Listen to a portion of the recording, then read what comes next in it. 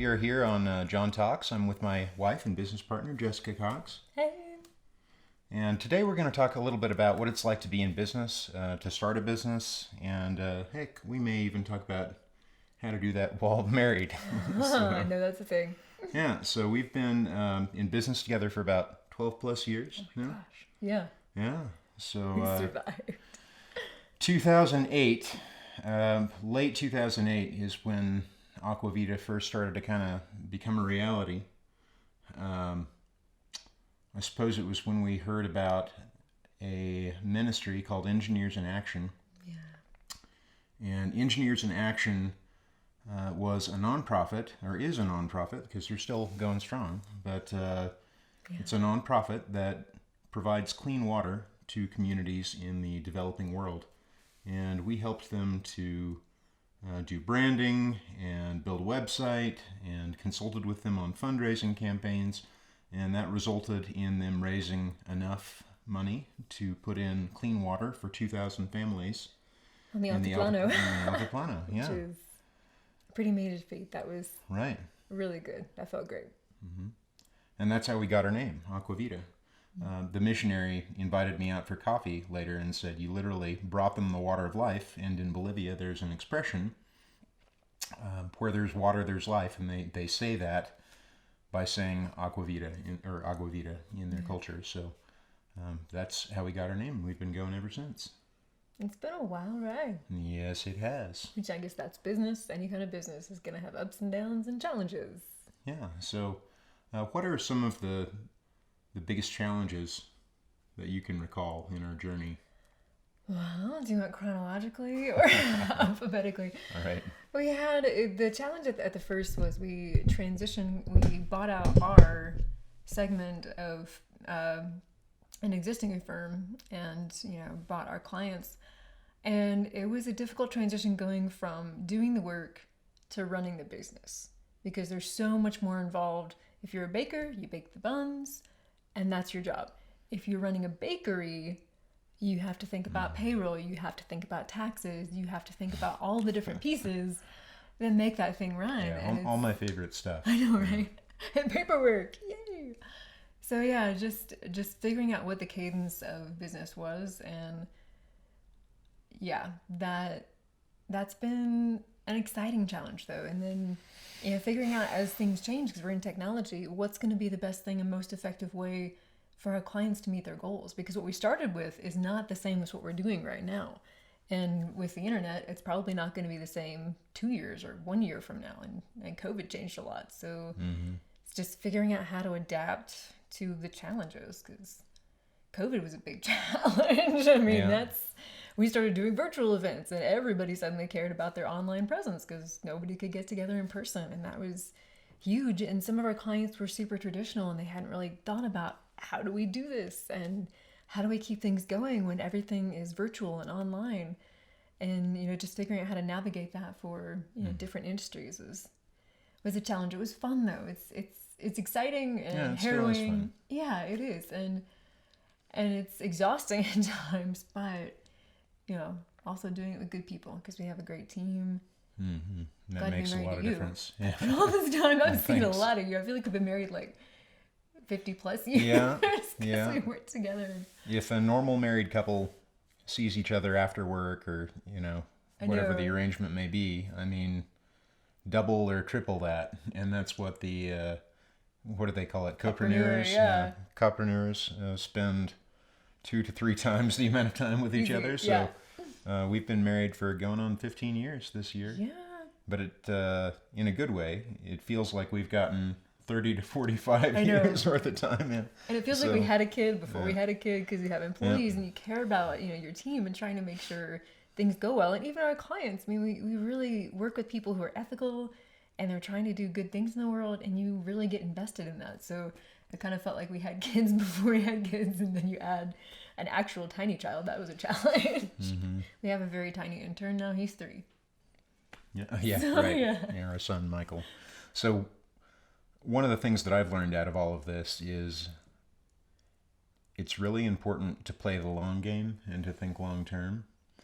And even when we started our business, thank God I had the influence of people around me through Rotary and just mentorships that I had in other areas of my life, and then reading books like Entre Leadership by Dave Ramsey and Financial Peace and so on. And it causes you to think about not just what's happening right now. I think Dave Ramsey talks about panning out a little bit and not just thinking about how your actions affect a day, a week, a month from now, but 5 years, 7 years, etc. So some of the things that I'm really glad that we decided to do early on is not to take out huge loans. The temptation to go and get a big, beautiful office building and immediately get a massive studio and all of that was great. But earlier in my life, when I was around 21 or so, I foolishly got into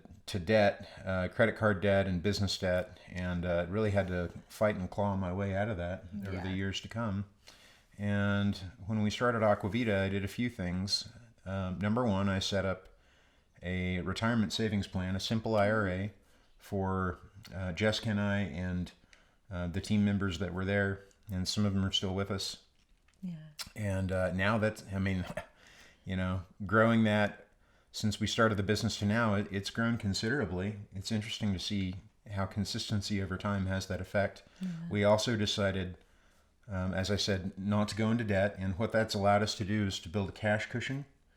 And that cash cushion gives me great peace of mind in knowing that we don't owe a lot of money to somebody. We're not beholden.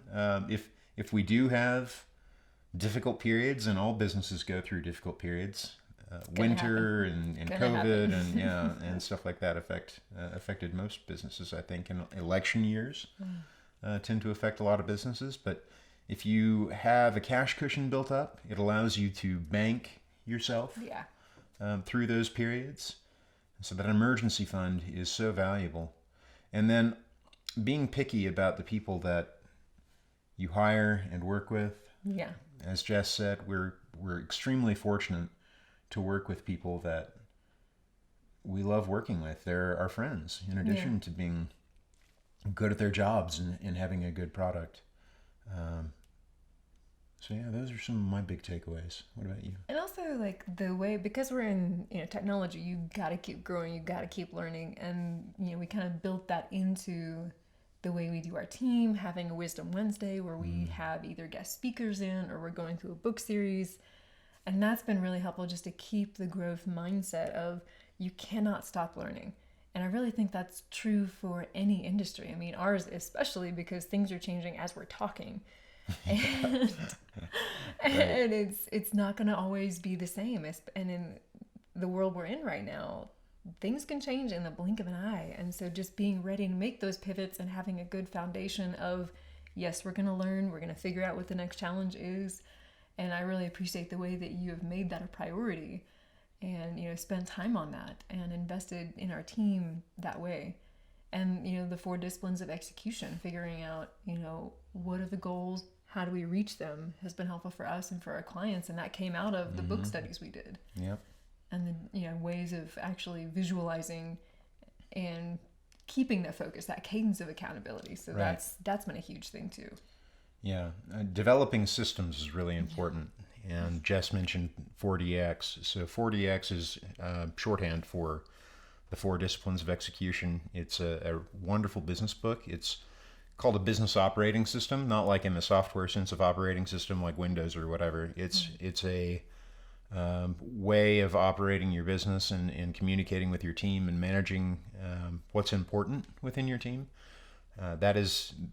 There are several books that we've picked up and kind of read and absorbed into how we operate along the way, and 4DX is by far one of the most valuable. And as Jess said, there are 4 kind of pillars of what it does, but the cadence of accountability being one of them.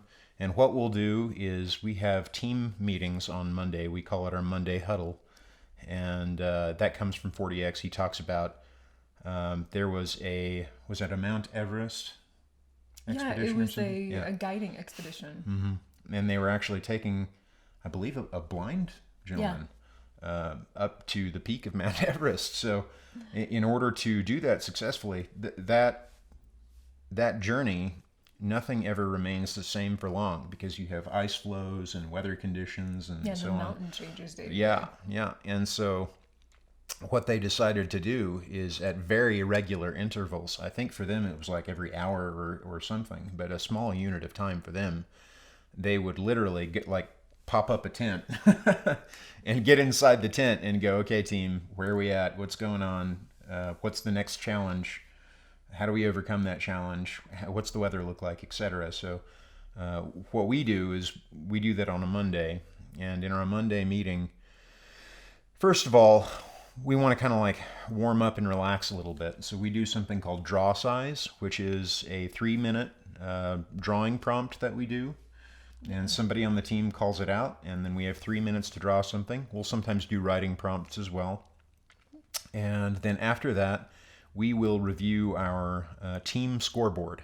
So the team every year decides on what we want for our big goal to be. And generally, that's a financial goal for us, like what we want to achieve in gross sales for the year.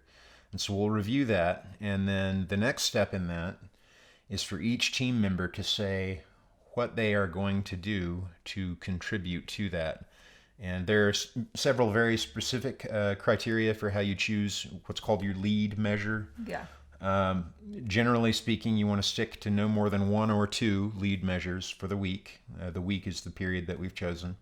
And it has to be something that you can measure that has an end date. So the formula is you're going to take something from X to Y by when. And so in that accountability meeting on Monday, we will review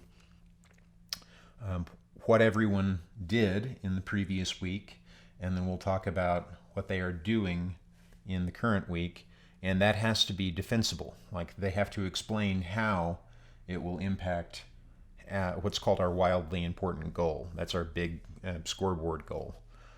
So that has been an instrumental book. Entre Leadership by Dave Ramsey has been another one, and that's just his kind of, in the book he calls it his playbook of how he's done business over the last, at the time of the writing it was like 25 years, probably more like 30 or 35 years now, but that has an audio component that we love, and it's just a great book on management, on vision casting, hiring and firing, marketing, etc. Covers all the bases. It's really fabulous. Yeah. What are some of the other business books that we've read that you really enjoyed? Good to Great was another really, really good one. It's a classic. Yeah. And I want to jump back to Entre Leadership really quickly because one of the ones that we read that wasn't specifically for business, but Entre Leadership covers this, is he talks about the financial practices. And that's, the debt-free is a component of that. And that was a really important piece for us, and that was just one chapter. So he's got a lot of good information, especially for really any stage of business, but it's helpful for us at the beginning of our business. We're rereading it and you see different things in different aspects as you kind of grow as a business over 10 plus years. Your challenges change a little bit. And so that one, and we need to reread Good to Great really and kind of go back through, because all of the classics like that, you're going to pick out different things to match the challenges that you're facing at that moment. And then everything by Seth Godin is kind of a list of, starting with This is Marketing, and his insights on that are, classic for a reason. It talks about treating your clients well as kind of and you're, thinking of the needs of your prospects and that whole service-oriented thing. John mentioned Rotary is a big influence, especially early on in our business and, early on in your life. But the idea that doing business well means serving well. And that's the core of whatever you're doing in business if you're doing it well. And so I like all of the books that we've mentioned talk about intentionally doing that well. So that's something I really enjoyed about that book is, marketing is just telling the story of how you were able to help people. And that's one of the things I like about our clients is they have good stories to tell because they are serving people well. And show them the back of your shirt. Oh yeah. I know how I'm going to do. Yeah. frame, yeah. Yeah, you'll get it. Okay, cool. That's the top of the Oh, frame hey, right well, there. there you go. Yeah. So it's all about the story. And Yeah. when we were doing vision casting and kind of like diving into our company DNA and Yeah. what makes our team special and all that kind of stuff, one of the elements that really stood out to us is everyone on our team loves story and the art of storytelling and consuming stories. When we first start to work with somebody, it's really a deep dive into how they got there and why they chose to be in that profession, what makes their company special, and what makes their product or service special, and how are they making a world a better place, and and really just kind of fleshing out their hero's journey, so that we can then tailor everything that we do from a marketing and communications standpoint and a business consulting standpoint to them, rather than just superimposing our style onto them. Yeah, I think that's one of the things that we try and do really well is flex to their story, their style. Because that's the difference between, I've noticed you've talked about as an artist, you can do art for yourself, but to be a professional, you have to do art for someone else. Mm-hmm. And it has to work. And, we do a lot of user interface design and, websites and things like that. And it's all about how do you help someone complete an action or reach their goal. It's not necessary. It can be pretty along the way, but the pretty and the graphics and the beauty of it can never impede the function. And that's a big piece of how you serve people in the marketing and user interface is you're always trying to help someone complete an action, whether that's calling someone, buying something, taking, an action, whatever the next step is to download a resource. You want to make that easy, fun, and, simple. And that takes a lot of work. But, that's a pretty interesting piece of it for me is seeing the artistry in service to, something that is functional. Mm-hmm. Yeah, and I would, going back to Good to Great for a moment, and kind of major things that I've taken with me on how to survive in business and be good at business. In Good to Great, he talks about never giving up, basically. There is I forget, what was the name of the gentleman in the military? The prisoner of war thing? Or? Right, and they actually developed a philosophy based on his name. Do you remember the name of that? Anyway. I don't remember, no. But he was in a prisoner of war camp for a long time. And they asked him, because he was there for like 7 years or something, and not in great conditions. And there were people that didn't make it out.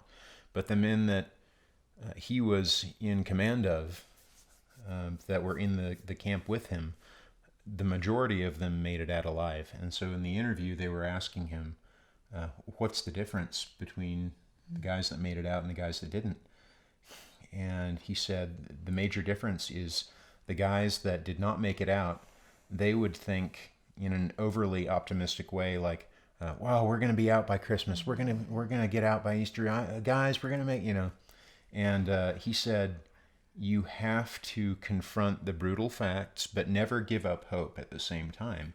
And so his strategy was, guys, we're not going to make it out by Christmas, but we're going to make it. Yeah. We're going to make it. We're going to get out of here.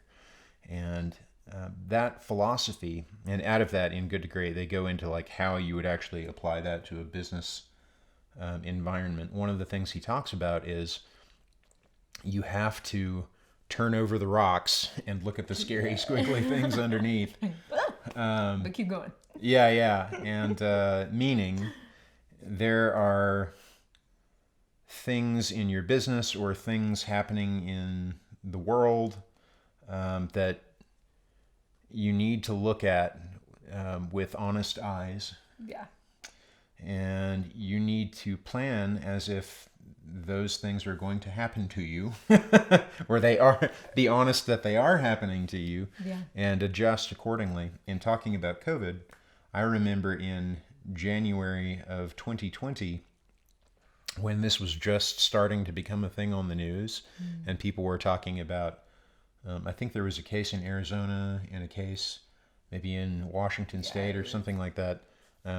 Only a couple. And I saw that, and you can kind of get a sense for, when there's fear in the economy. And so I remember turning to my mother-in-law at the time and going, man, as soon as I get back home, because we were visiting them, as soon as I get back home, I am adjusting our whole budget, our whole strategy for the year. And she's like, do you really think it'll be that serious? And I wasn't sure whether it would be at the time. But what I've learned over the years is that it's better to hope for the best, but plan for the worst. Yeah. And thank God, what we did is I sat down probably a week or two after that. I think it was in early to mid-February. Yeah, it was pretty early. And I talked to the team and I said, hey, I think this is coming, and here's our plan. The first thing that we're going to do if something terrible happens is Jess and I will cut our pay by 50%, and we're going to slow down things like savings and so on and so forth, so that we can preserve what we're doing, and we don't have to let anybody go. We don't have to reduce hours. We don't have to do any of that stuff. And we did have to do that. We did have to cut our pay for 2 or 3 months probably. And again, thank God we've set up our own income in such a way that we have cash cushions, and we live well below our means and so on and so forth. That's why we're filming on a sofa in a living room right now rather than a $100,000 studio or whatever. But the interesting thing is when you take that approach, we're both Christians, and I believe that I believe it's Brian Tracy that talks about the law of attraction. He may have been pulling from somebody else, but he's like, as your thoughts are, so you attract those things to you. And so despite planning for the worst and confronting the brutal facts, I never gave up hope.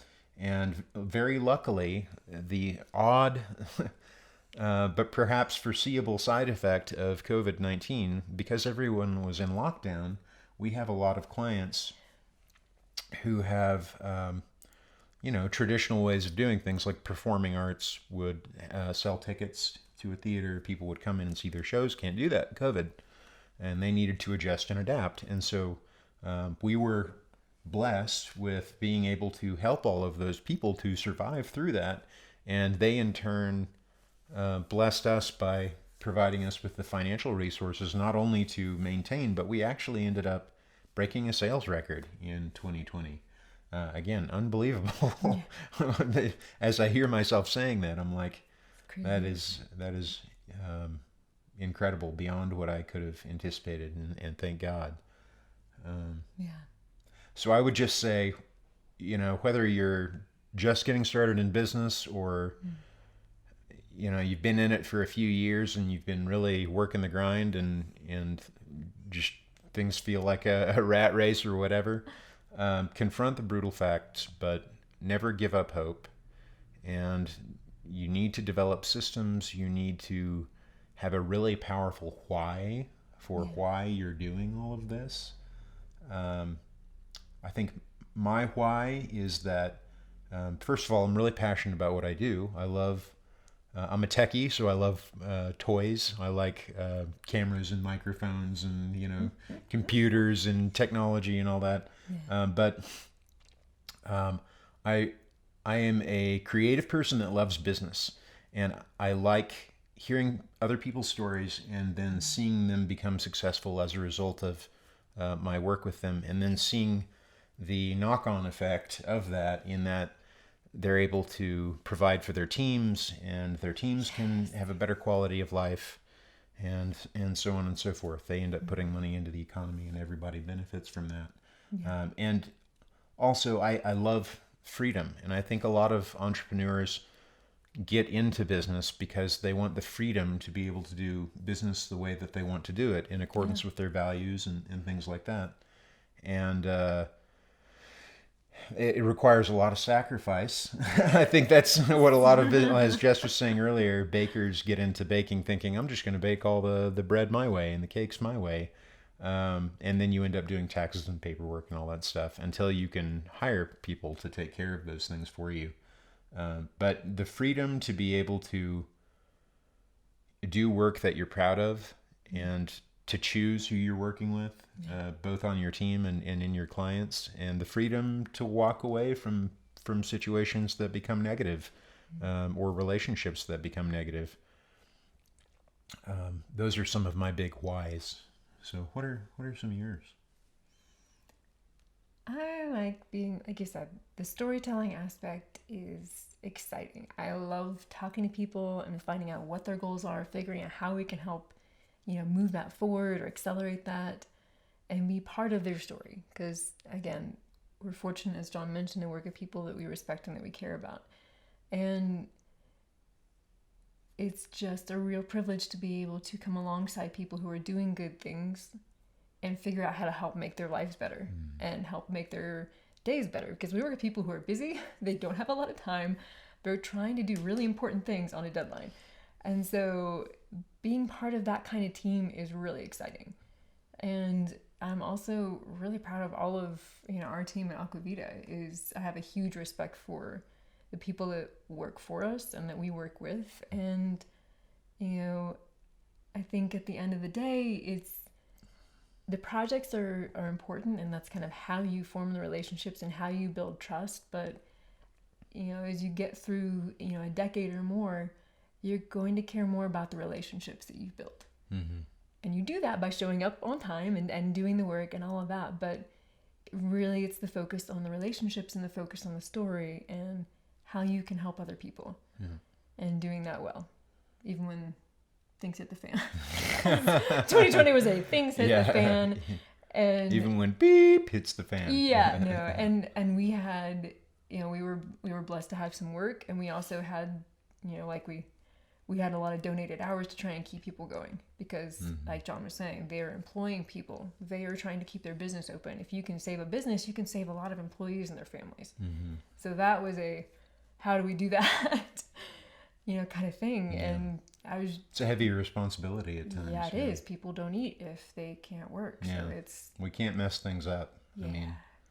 And if you do, you figure out a way to make it good and make it right, and you adjust. So, that's the biggest thing at the end of the day is do the work well, have enough that you can afford to give things away to people who need it. Mm-hmm.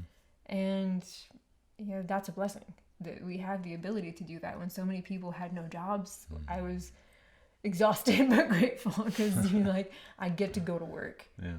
And that's a privilege. Yeah. That not everybody had and they wanted. Yeah, and it is a great privilege to have work for sure. So on days where you're like, oh my gosh, it's hard, but I have the privilege of getting to have that challenge, and God shows up. We get to keep doing it, and I'm really grateful for that. Awesome. Plus, you're pretty cool. I like working with you. Well, yeah. You're okay too.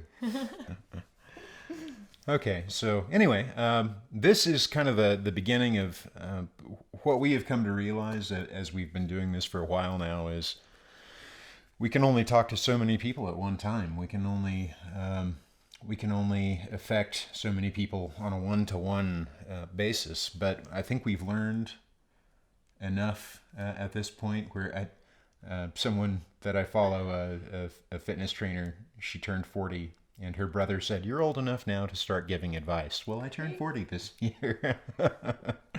So hopefully, with what we're doing with this show and publishing now, we'll be able to reach more people and help more people.